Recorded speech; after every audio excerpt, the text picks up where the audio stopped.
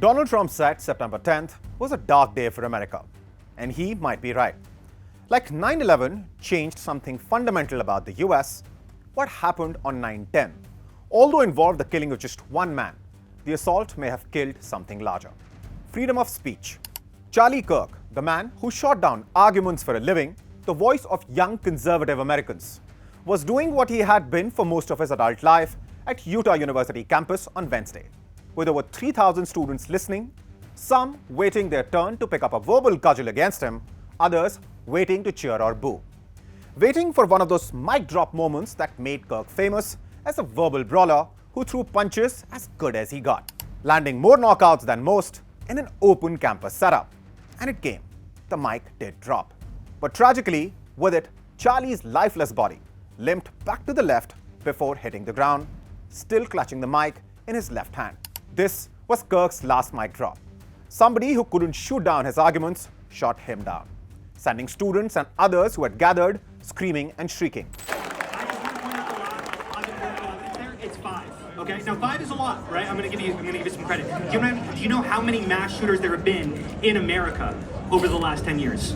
Counting or not counting gang violence? Great.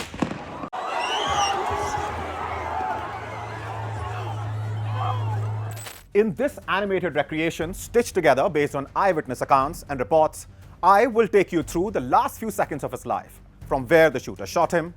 This is a bird's eye view of the Utah campus.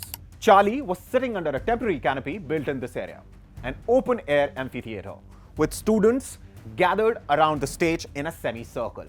And it is from a roof located around somewhere this area, the lone shooter fired a single shot from a long-range gun at Kirk. This has been termed a targeted attack by the Utah Department of Public Safety, which is leading the investigation along with the FBI. After firing the shot, the shooter ran away from the spot, and a manhunt to catch him is still underway. Soon after, 2 people suspected of being involved in the shooting were arrested, but later released. The shooting is being criticized by those on the left, the right, and the center. After he was shot, Kirk was taken by a private vehicle to a regional hospital where he was declared dead. Trump called the shooting a dark day for America, expressing grief and anger. He blamed the rhetoric from the radical left for causing political violence.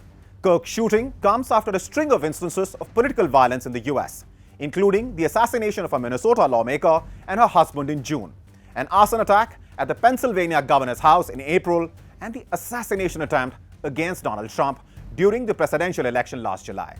What America once stood for, or at least could pretend to, was because inside the US, getting shot at for having a particular view, political, religious, or on some other subject, did not lead to shootings and murders. But with what has happened, are people in the US still free to speak up their minds freely?